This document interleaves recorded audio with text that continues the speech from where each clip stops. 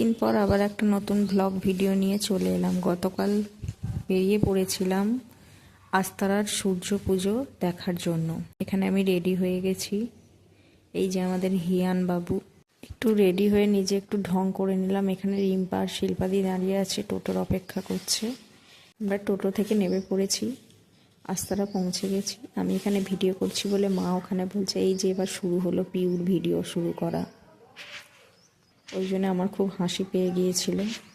আমরা মেলার ভেতর প্রবেশ করছিলাম, হাঁটতে হাঁটতে মেলার গেটের কাছে পৌঁছে গেলাম।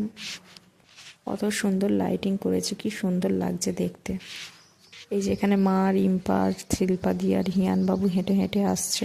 তারপরে আমরা সূর্য ঠাকুর দেখার জন্য ভেতরে প্রবেশ করলাম। কত সুন্দর ঠাকুরের মূর্তিটা করেছে, কি সুন্দর সাজানো গোছানো সব জিনিস। আর এই যে আমি এখানে ঢং করে নিচ্ছি, একটু মেলায় ঘুরতে এসছি, একটু তো ঢং করতেই হবে। এই প্যান্ডেলটা খুব সুন্দর করেছিল, কি দারুণ দেখতে, কত সুন্দর সব গাছ বসানোও ছিল। তারপরে মেলায় যেসব জিনিস বসেছিল সেগুলোই একটু সবার সঙ্গে শেয়ার করার চেষ্টা করলাম। তারপরে সেখান থেকে বেরিয়ে পড়লাম, আর এক জায়গায় যাচ্ছি ঠাকুর দেখার জন্য। এই যে এখানে আমরা সবাই মিলে হেঁটে হেঁটে একসাথে যাচ্ছি, খুব মজা হচ্ছিল কালকে। এই যে মাঙ্কি কিং এখানে বসে আছে। আমি এই প্রথমবার আস্তারা সূর্য পুজোর মেলা দেখতে এলাম, খুব সুন্দর লাগলো মেলাটা দেখে, লাইটিং সাজানো গোছানো, খুবই ভালো লাগলো দেখে। এই যে এখানে আমাদের হিয়ান বাবু হাঁটতে পারেনি বলে মাসির কোলে উঠে যাচ্ছে। তারপরে আর একটা মেলার মধ্যে ঢুকে পড়লাম, ঠাকুর দেখতে যাচ্ছি। গোটা মেলাটা একটু ঘুরিয়ে দেখাবার চেষ্টা করলাম।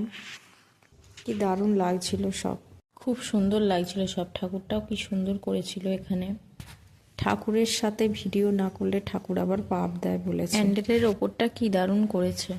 আমার আবার বাবা কোথাও ঘুরতে গেলে একটু নিজে পোজ না দিয়ে স্টাইল না দিয়ে ভিডিও করলে ভালো লাগে না। এই যে এখানে সবাই মিলে একসাথে আছি, আমি এখানে ভিডিও করছিলাম, মা ভেবেছে আমি এখানে ছবি তুলছি, বুঝতে পারেনি। তাই মায়ের ওই রকম দেখে আমার তো খুব হাসি পেয়ে গিয়েছিল। প্রথমবার দেখলাম কোনো পুজোর মেলাতে এখানে জামা কাপড়ের সেল দিচ্ছে। এই জামাগুলো রিম্পা আর আমার পছন্দ হয়েছে, তাই দুজনে 2 পিস নিয়ে নিলাম। তারপরে এখানে ফুচকা স্টলে গিয়ে ফুচকা খেলাম। মা এখানে ঘুগনির প্লেট নিয়ে নিয়েছিল। তারপরে পাপড়ি চাট খেলাম। তারপরে সেখান থেকে বেরিয়ে পড়লাম আবার একটা ঠাকুর দেখার জন্য।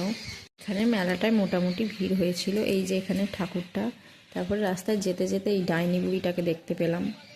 এখানে আর এক জায়গাতে আদিযোগী করেছিল, খুব সুন্দর লাগছিল দেখতে। ভেতরে সাজানোটাও খুব সুন্দর হয়েছিল। ভেতরে স্বয়ং মহাদেবও ছিল, তার সঙ্গে আমাদের সূর্য দেবতাও ছিল, খুব সুন্দর।